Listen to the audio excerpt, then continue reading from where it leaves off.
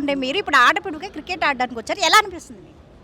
ఆడ ఆట విడుపు అనేది సరదాగానే ఉంటుంది. ఏంటంటే ఆ, ఆడుకోవడానికి ప్రతిపక్షం లేదు. మొత్తం పూర్తిగా అవినీతిమయం అయిపోయి అపహాస్య పాలైపోయి జగన్ గారు ఏ ప్రెస్ మీట్ ఫేస్ చేసినా అపహాస్య పాలు అవటం, ఏదో అక్షరదోషం దొరకటం, లేకపోతే అవసరం లేని అభియోగాలు చేయటం.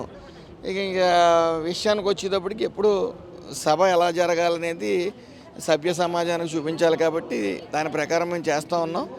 సో ఇప్పుడు ఆట విడుపుగా ఇక్కడికి రావడం నిత్యం టెన్షన్. చంద్రబాబు నాయుడు గారి నాయకత్వంలో కానీ లోకేష్ గారు పవన్ కళ్యాణ్ గారి నాయకత్వంలో పనిచేయడం అంటే ఫుల్ ప్రెజర్ ఉంటుంది. వాళ్ళు పడుకోరు, మమ్మల్ని పడుకోనివ్వరు. సో ఆట విడుపు అనేది నిజంగా ఒక కుటుంబంలో కలిసి అందరూ ఆడటం అనేది చాలా.